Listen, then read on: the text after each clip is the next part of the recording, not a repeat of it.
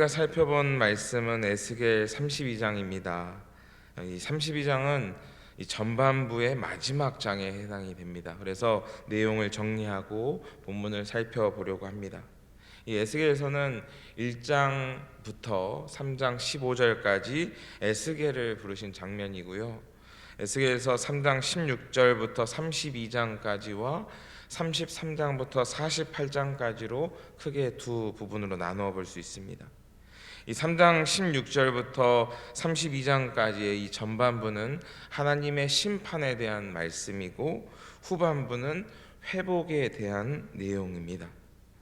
다시 전반부는 두 부분으로 나눠 볼 수 있는데 3장부터 24장까지는 남유다의 멸망에 대한 예언이고 25장부터 오늘 우리가 살펴본 32장까지의 말씀은 남유다가 멸망할 즈음에 남유다를 적대한 주병국에 대한 하나님의 심판에 대한 예언입니다. 쉬워요? 엄청 쉬워요? 네, 엄청 쉽죠. 이렇게 흐름을 이해하면서 성경을 볼 때에 재미와 은혜가 더한 것입니다. 그리고 이렇게 스스로 말씀을 설명할 수 있는 위치에 이르러야 될 줄 믿습니다. 사모하길 바랍니다. 그래서 1장부터 3장까지는 소명에 대한 내용이고 3장부터 24장까지는 남유다 심판에 대한 내용이고 25장부터 32장까지는 주병국 심판에 대한 내용이다라고 정리할 수 있겠습니다. 또 이제 25장 이후의 말씀들을 살펴보면 주병국으로 암몬, 모압, 에돔, 블레셋, 두로, 시돈, 애굽 순으로 소개하고 있습니다. 이 나라들은 이 유다를 중심으로 가까운 데에서부터 멀리 있는 데까지 시계 방향으로 이렇게 먼 나라 순으로 배치되어 있습니다. 또 적대적인 나라에서 상대적으로 우호적인 나라 순으로 지금 열거하고 있는 것입니다. 이를 통해 알 수 있는 것은 먼저 아무리 이스라엘과 우호적인 관계를 할지라도 하나님으로부터 떠나게 하는 나라들은 결국 하나님의 심판을 받게 된다는 것입니다. 암몬, 모압, 에돔, 블레셋은 접경국으로서 이스라엘을 오랫동안 괴롭게 했던 나라들입니다. 반대로 두로와 시돈 그리고 애굽은 이스라엘과 비교적 가깝게 지냈던 나라들입니다. 그런데 그럼에도 불구하고 이 이스라엘의 멸망 앞에 그들은 방관하였고 이스라엘의 하나님을 조롱하여서 심판을 피할 수 없게 된 것입니다. 이처럼 하나님께서는 당신의 백성이 고통당하는 것을 그 누구보다 싫어하시며 이를 방관하고 조롱하는 자들조차도 견디지 못하신다는 것을 우리가 말씀을 통해 깨닫게 됩니다. 두 번째로 하나님은 이스라엘의 하나님이심과 동시에 온 세상의 통치자이심을 우리가 말씀을 통해 알 수 있습니다. 당시 이 고대 근동의 민족들은 이 신들을 지역의 신으로 이해했습니다. 그래서 사람들은 이스라엘 하나님이 이스라엘에 국한된 신이라고 생각했습니다. 그런데 하나님께서는 이스라엘뿐만 아니라 온 세상을 통치하시는 분이심을 우리가 말씀을 통해 봅니다. 가까운 적경 지역에만 영향을 미치시는 분이 아니라 또 약소국에게만 영향을 미치시는 분이 아니라 애국과 같이 멀고 강한 나라에게까지도 손이 닿는 위대하신 하나님이라는 것을 깨닫게 하십니다. 그리고 세 번째 우리가 알 수 있는 것은 하나님은 이스라엘의 구원뿐만 아니라 온 민족의 구원을 원하신다는 것입니다. 만약 하나님께서 이스라엘 민족의 구원만을 바라셨다면 에스겔 24장에서 예언이 그쳤을 것입니다. 그리고 하나님의 예언이 없이 주변국은 심판받고 끝났을 것입니다. 그런데 왜 하나님께서는 주변 나라에 대한 심판을 예고하셨고 또 심판하셨을까요? 그것은 하나님께서 그들도 사랑하시기 때문입니다. 당시 이스라엘 백성들은 큰 오해를 가지고 있었습니다. 그것은 하나님께서 자신들만을 택하셨고 자신들만을 사랑하신다고 생각했던 것입니다. 그런데 이는 하나님의 마음에 대한 오해인 것입니다. 하나님은 이스라엘 백성만을 사랑하시는 것이 아니라 이스라엘 통해 온 민족을 구원하시며 그들을 사랑하십니다. 동일하게 사랑하시는 것입니다. 그 마음이 출애굽기 16장에 잘 나타나 있는데요. 19장 5절 6절 말씀을 보면 이렇게 기록되어 있습니다. 세계가 다 내게 속하였나니 너희가 내 말을 잘 듣고 내 언약을 지키면 너희는 모든 민족 중에서 내 소유가 되겠고 너희가 내게 대하여 제사장 나라가 되며 거룩한 백성이 되리라.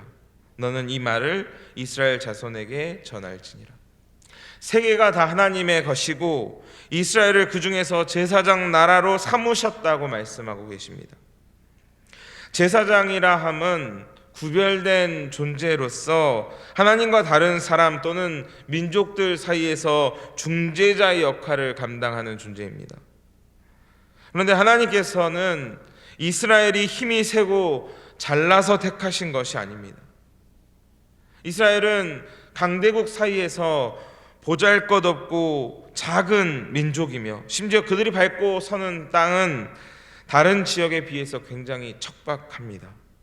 그런데 하나님께서는 그들을 구별하여 택하셨습니다. 더 정확하게 말하자면 작고 보잘것없기 때문에 택하셨습니다. 만약 하나님께서 애굽을 택하여 사용하셨다면 다른 민족들이 그들의 승승장구함을 보고 뭐라고 생각했을까요? 그들이 풍요롭고 강성한 것은 그들이 사는 땅이 비옥해서이고 그들의 군사력 때문이라고 생각하며 말하지 않았을까요?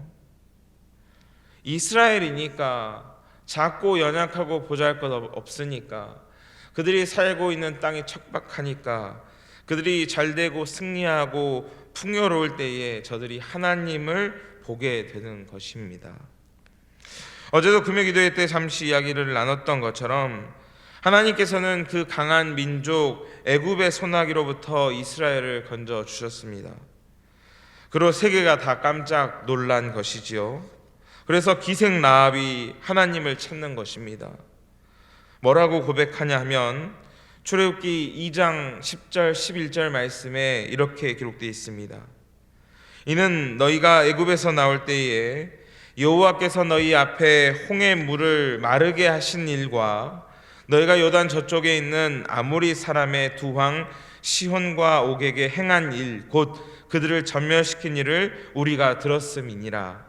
우리가 듣자 곧 마음이 녹았고 너희로 말미암아 사람이 정신을 잃었나니 너희의 하나님 여호와는 위로는 하늘에서도 아래로는 땅에서도 하나님이시니라. 상천하지의 유일하신 하나님이라고 고백합니다.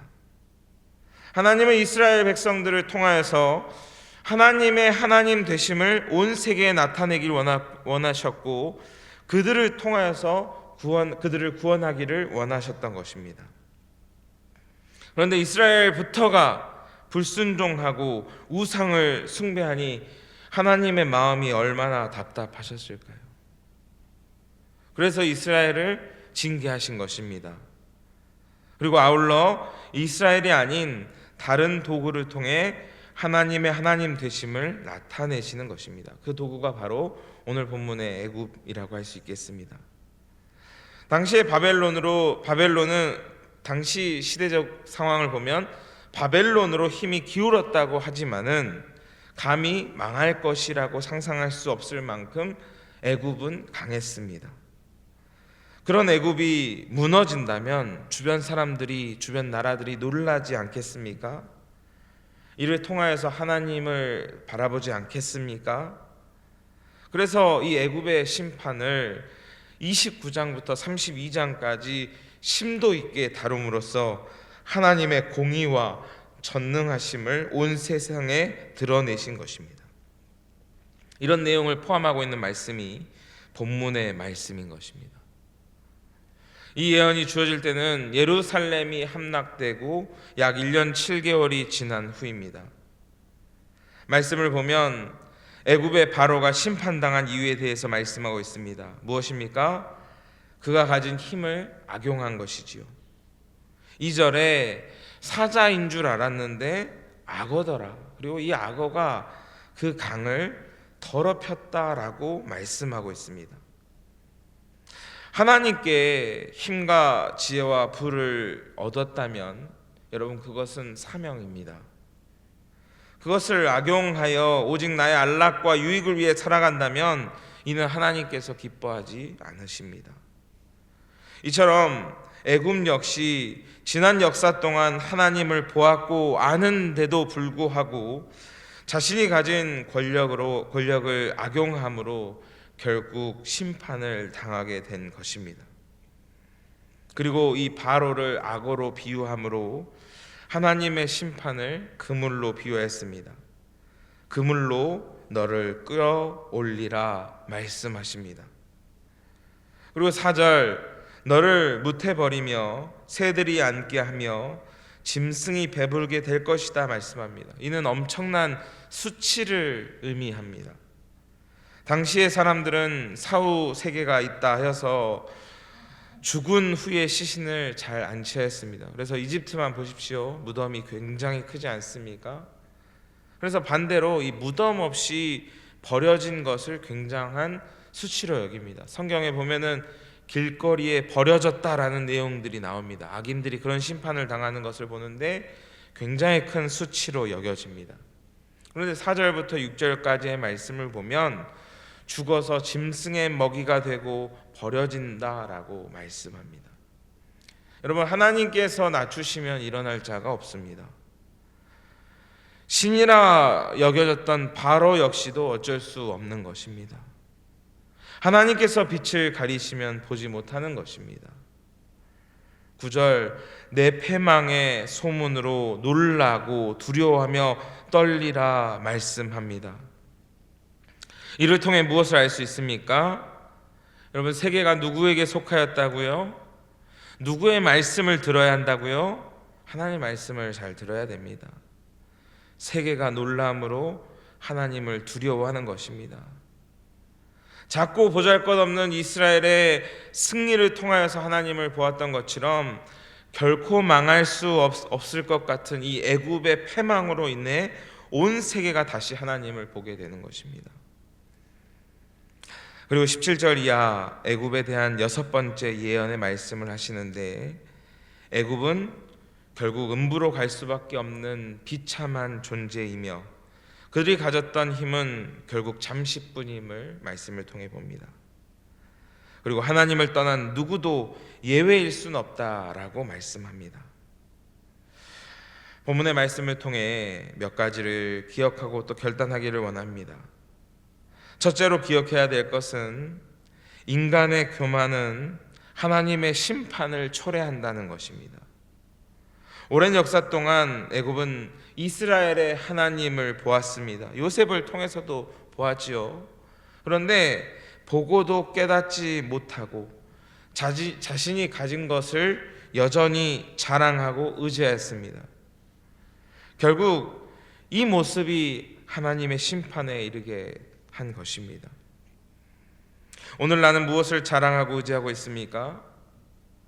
나의 자랑거리가 어쩌면 하나님을 바라보지 못하게 하는 도구가 될 수 있음을 기억하고 경계하기를 원합니다.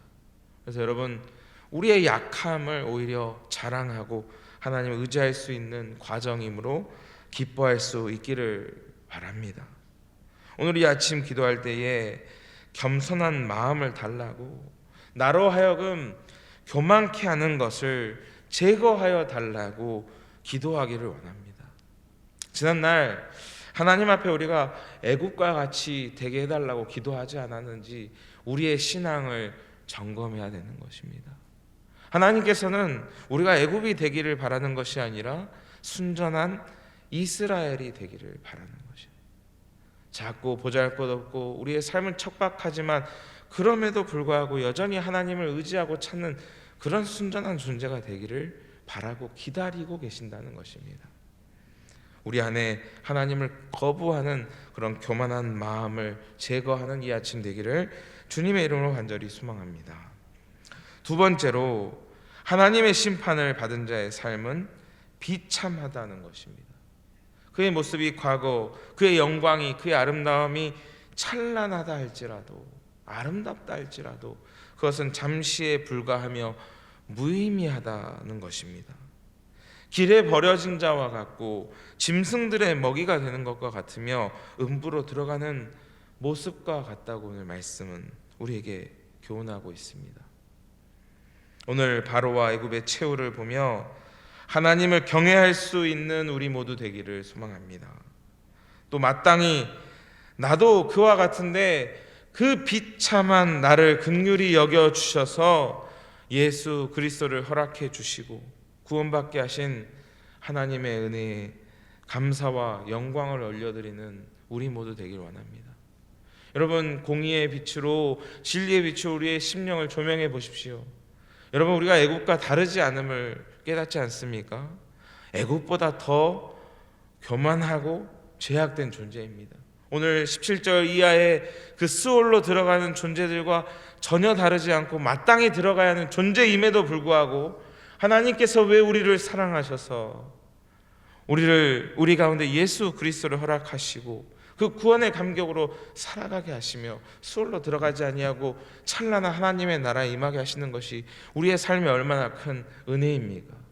여러분, 오늘 우리가 이 자리에 있는 것이 나의 의 때문이 아닙니다. 전적인 하나님의 은혜입니다. 그 하나님의 은혜에 감사할 수 있는 우리 모두 되기를 원합니다. 뿐만 아니라 여전히 하나님을 알지 못한 채 비참한 처지에 놓여 있는 영혼들을 바라보며 긍휼히 여기고 그를 위하여 기도할 수 있기를 원합니다. 여러분, 오늘 청년들 많이 모여서 흐뭇하시죠? 네. 그런데 오늘 나오지 못한 또 청년들이 있지 않습니까? 그들을 위해서 우리가 기도해야 되는 것입니다. 또 지금 나는 여기 새벽에 추운 칼바람을 뚫고 이 자리에 나왔는데 집에서 자고 있는 우리 사랑하는 가족들 있지 않습니까? 보면서 우리가 혀를 찌릿 찰 것이 아니라 하나님의 마음으로 긍휼히 여기며 그도 기도의 자리를 회복할 수 있게 해달라고, 예배의 자리를 회복할 수 있게 해달라고 기도해야 되지 않겠습니까? 기도할 수 있는 우리 모두 되기를 바랍니다. 마지막으로 기억해야 될 것은 하나님은 온 세상의 통치자라는 것입니다. 과거뿐만 아니라 오늘도 그리고 이후로도 주님은 온 세상에 그리고 장차 임할 나라의 통치자 되심을 믿습니다. 애굽도 후에 바벨론과 바사조차도 다 하나님의 역사 안에 있음을 우리가 말씀을 통해 봅니다. 그리고 지금도 살아 역사하고 계십니다. 따라서 우리는 세상의 것을 두려워하거나 선망해서 안 됩니다. 하나님의 역사를 신뢰하고 오직 하나님만을 의지해야 한다라는 것입니다. 주님의 주권을 인정하지 않고 지난날 두려워 떨기만 하였던 우리의 모습을 회개하며 돌이키는 저와 여러분 되길 소망합니다. 여러분, 오늘 우리의 삶에 애굽이 있습니까? 바벨론이 있습니까? 그것으로 인하여 두려워합니까? 우리 청년들 이제 학업과 취업과 또 결혼과 앞으로 출산과 수많은 문제들이죠. 또 우리 청년들만 있습니까? 우리 여기 계신 분들도 앞으로 어떻게 하나 죄취업에 대한 부분들도 고민하고 자녀 손주들에 대한 고민들도 있고, 고민이 없으면 여기 나올 수가 없지요. 네, 고민이 있기 때문에 이 자리에 나오는 것이지요. 그것으로 인하여 지금 두려워하고 계십니까? 여러분, 하나님의 손에 있습니다. 애굽의 손에 있는 것 같고 바벨론의 손에 있는 것 같지만 하나님의 손에 있다는 것입니다. 주님의 손에 붙잡힐 수 있는 우리 모두 되시기를 주님의 이름으로 간절히 소망합니다. 오늘 받은 말씀을 마음에 품고 오늘 하루도 넉넉히 승리하는 복된 그리스도인 되시기를 주님의 이름으로 간절히 소망합니다. 기도하겠습니다. 거룩하신 하나님, 주님의 은혜에 감사합니다. 오늘도 이 애굽의 이 심판 예고를 통하여서 온 우주 만물을, 온 세상을 통치하신 하나님의 그 영광과 권능을 봅니다. 하나님, 그 하나님의 크신 손이 우리의 삶에 온전히 미치기를 원하고 주님을 떠나지 않으며 겸손히 주님의 말씀에 순종할 수 있는 저희의 믿음이 될 수 있도록 인도하여 주옵소서. 하나님, 청년부 수련회 또 오늘 오후에까지 진행됩니다. 하나님을 만날 만한 때이 오니 주님 만나 주시옵소서.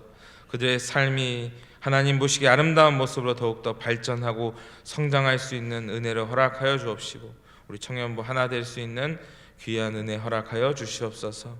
또 오늘 이 시간 추운 칼바람을 뚫고 주님께 마땅히 구할 바가 있어 주님 앞에 나온 주님의 백성들의 기도를 외면하지 마옵시고 들어 응답하여 주셔서 하나님의 하나님 되심을, 저희가 하나님의 자녀됨을 경험하고 고백하고 전할 수 있는 저희 모두 될 수 있도록 인도하여 주옵소서. 건강의 애굽이 우리 앞에 있습니다. 물질의 또 문제가 우리 앞에 있습니다. 하나님, 이 모든 문제들이 더 이상 문제가 되지 않도록 주님께서 우리의 삶을 통치하여 주시고 동행하여 주시옵소서. 이 시간 나사렛 예수 그리스도의 이름으로 명하노니 우리 육신에 자리 잡은 모든 더러운 질병은 속히 떠나갈지어다. 이 시간 나사렛 예수 그리스도의 이름으로 명하노니 우리의 삶을 억누르는 가난의 문제는 떠나갈지어다.